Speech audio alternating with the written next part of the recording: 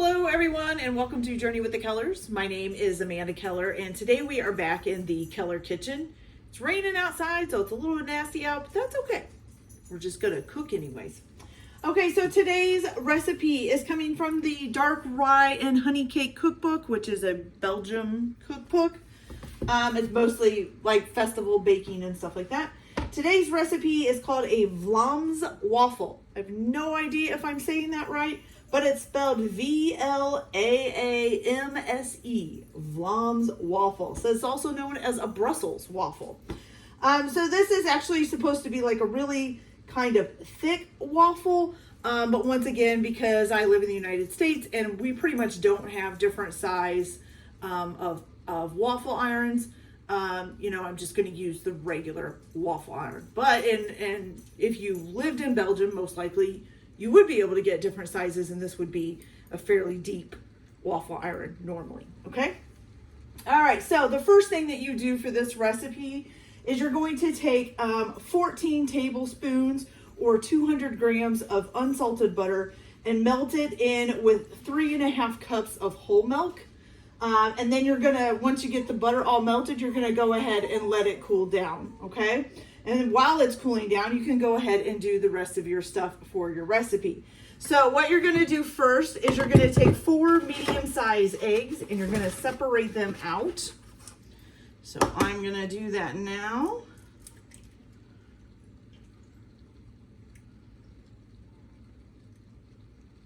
We're gonna get this done here. So there's one. Oh, and I got a little bit of shell in there. I have a feeling that would happen. Come on. There we go. Got it. Okay. Here is number 2.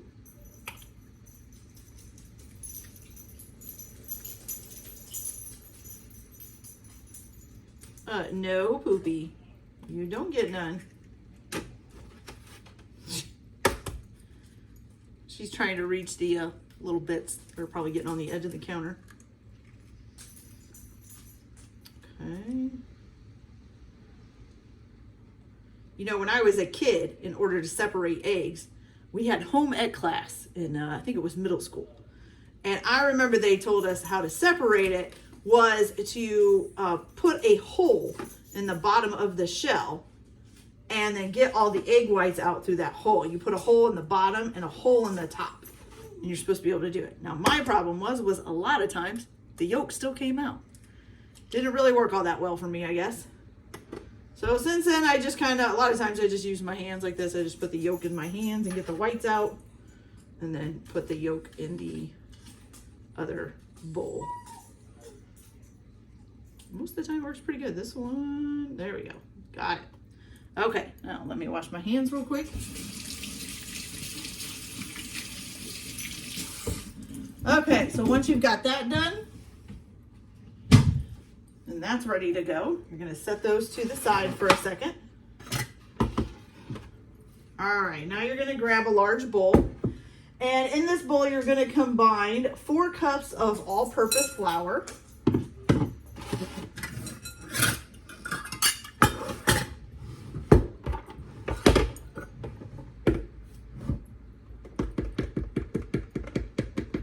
so 1,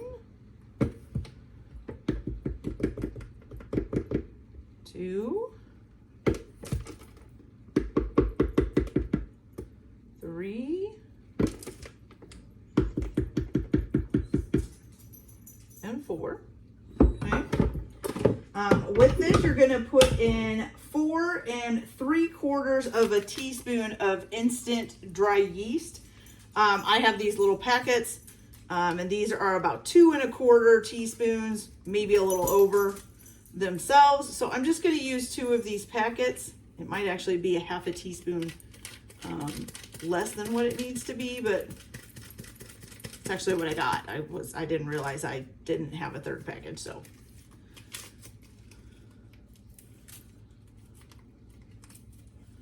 So let's hope that it's still okay. Should be, I think. I have the regular yeast, you know, just the regular dry yeast, active dry yeast. And I don't think that works the same way as the instant yeast. So we'll just make sure we get every little last drop out of these packages that we can. And in there, hopefully that'll come pretty close to the 4 3/4 teaspoons that we need. Okay. Go. All right, then you're also going to need a pinch of ground cinnamon.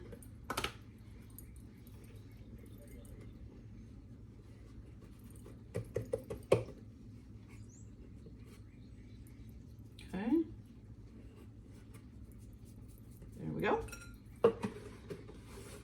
And you're going to stir that all together. Now you can either do this in a regular size large bowl, or you can do it in an electric mixer as well if you want. I am saving my electric mixer for my egg whites because we're going to be beating those here pretty soon. So we're just going to mix this all up.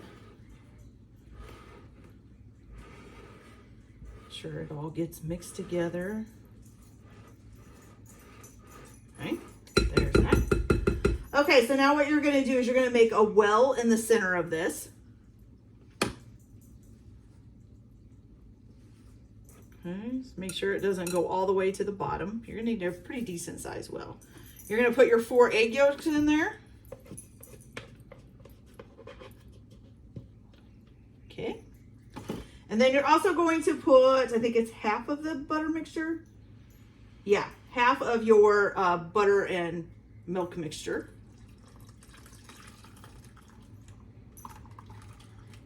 It looks about like half, maybe a little more. There we go. Okay. And you're going to stir it up. And you want to stir it until it's completely incorporated, okay?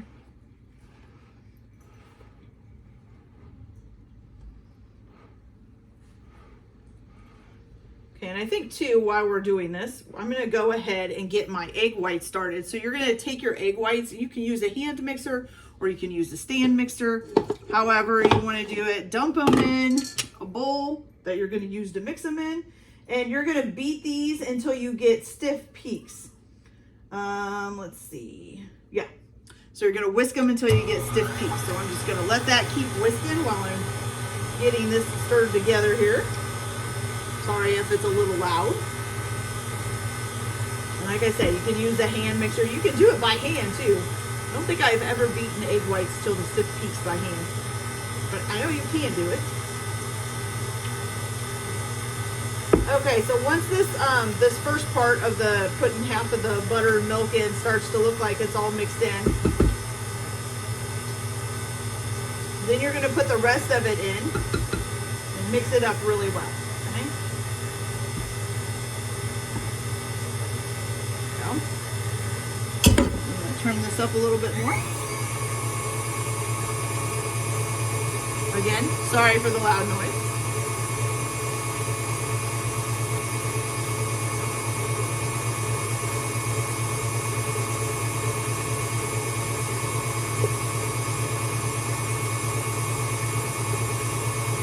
Harder to get it mixed in once you kind of mix some of the other stuff in.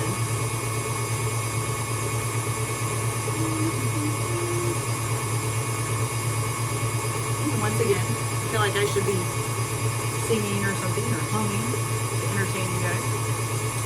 That's all right. All right, going there, they're getting going.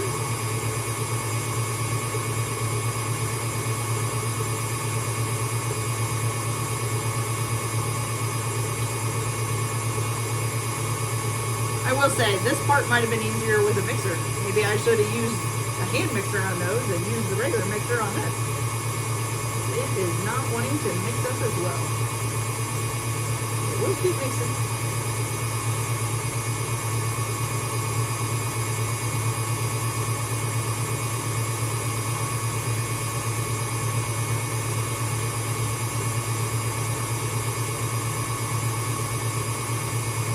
Big chunks in here that need to get less chunky, and then lots of running stuff that probably need to get less running.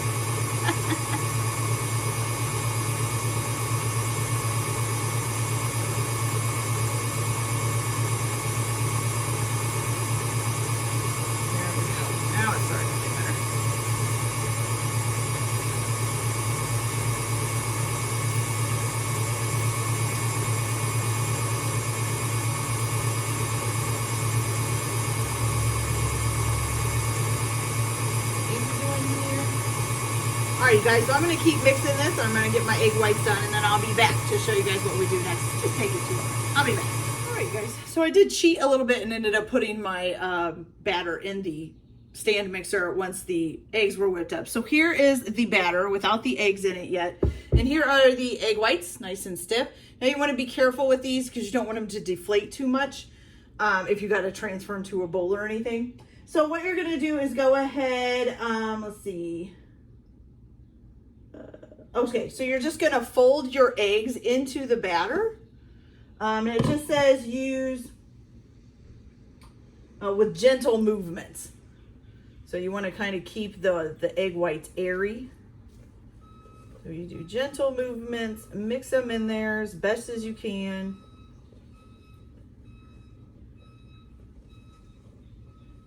I'm just kind of doing like a folding motion here.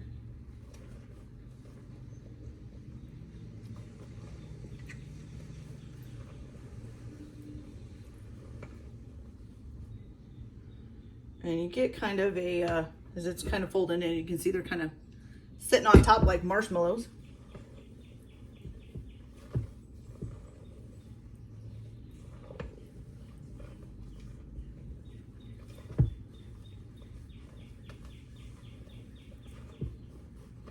All right. So then once you get these folded in, you're going to go ahead and let this batter sit for about an hour.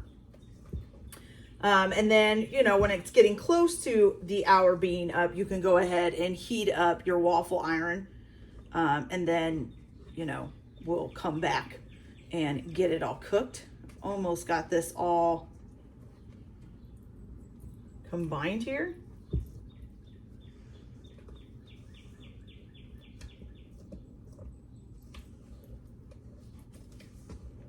There we go. That's looking good. Okay, now this is a little bit of a different waffle dough. As you can see, it's a little bit stretchy. I mean, it still comes apart, but it feels a little bit more like a dough, not like a, you know, kind of a water. It's definitely not a watery dough. Okay, so here it is all mixed up and ready. So now I am just gonna let this sit for an hour. Now, if you're making this ahead of time and you're not going to be ready to make it in an hour, you can put it in the refrigerator until you're ready to make it. And then, you know, you would just heat up your waffle iron and go ahead and make it. So I'm going to go ahead and let this sit for an hour, and then I will be back and I will show you guys how we cook them. So I'll be back in a minute. Okay, you guys, so it's been about an hour. This has been sitting, and as you can tell, it has risen quite a bit. It was probably about here maybe when I put it, just let it sit to rest. So now you're gonna go ahead and get you to cooking these. I'm thinking of the word there for a minute. Now it does say that usually, like if you had the deeper waffle iron, you would use about 2 cups of batter, and you're supposed to make sure that all of the waffle iron is filled in with batter before you close it up. It does say for a regular waffle iron, you should just use about 1 cup. So that's what I'm gonna try. And because this is, it seems that most of the waffles in this book, I don't really need to spray the waffle iron. That pretty much seems to be kind of, it leaves quite a bit of grease behind, actually. I'm guessing it's because they use so much butter. So we're gonna go ahead and we're gonna grab a cup full of the batter, and we're gonna pour it in here, and then we're gonna try to spread it out and make sure that it covers all of the stuff. I probably need to get a scraper to scrape this out because it's kind of sticking in there. Okay, so we're gonna make sure the whole iron, I think I might need a little bit more than a cup. Okay. About 1.25 cups maybe. Okay, so just make sure the whole, every part of the bottom, you know, the bottom part of the iron is covered. Like so. I'll show you guys here. So make sure all of that's covered up, and then you're going to shut the lid. Now I'm gonna guess that the same process is gonna be the same for when we've done the other waffles, which is basically it'll probably start steaming. This is probably gonna overflow a little bit because I think that's a little bit too much waffle mix for this iron. But we'll let it just go for a little bit. It'll probably start steaming. Once the steam kind of slows down, that usually means the waffle is ready to go. So I'm gonna go ahead and get one of these cooked up for you guys so I can show you what they look like when they're done. and I'll be back in just a minute. Okay, you guys, so we got this ready here. So this is our first little waffle here. Now, the thing it says to do is, you know, you can add unsalted butter or whipped topping or fresh strawberries to it. And in the picture here, it's got this cute little thing where it just kind of filled in the little notches. The little bit of whipped topping in each one, which I think is cute. So I'm going to try that here. It's going to take a little bit of time. Okay, it'll give me time for my second one to cook up.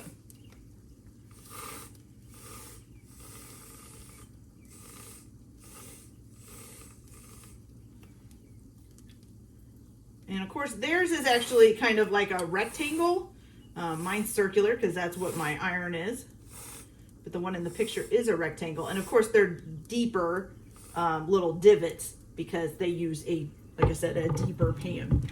Or a deeper iron, I mean. So now you can take a little bit of powdered sugar and just sprinkle that on top.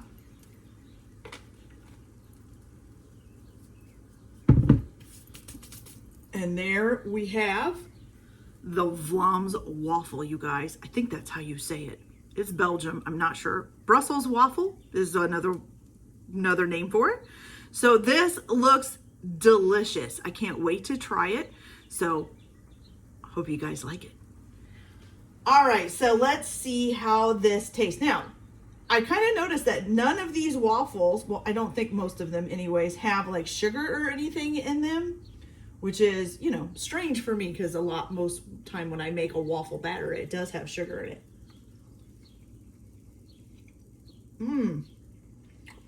That's delicious, you guys. I can see why they make these at like festivals and stuff. It does seem like a fairly easy waffle that you could probably carry around in something, you know, in some kind of package, wrapped or whatever, and just eat it. It seems fantastic. It is delicious. It's really moist.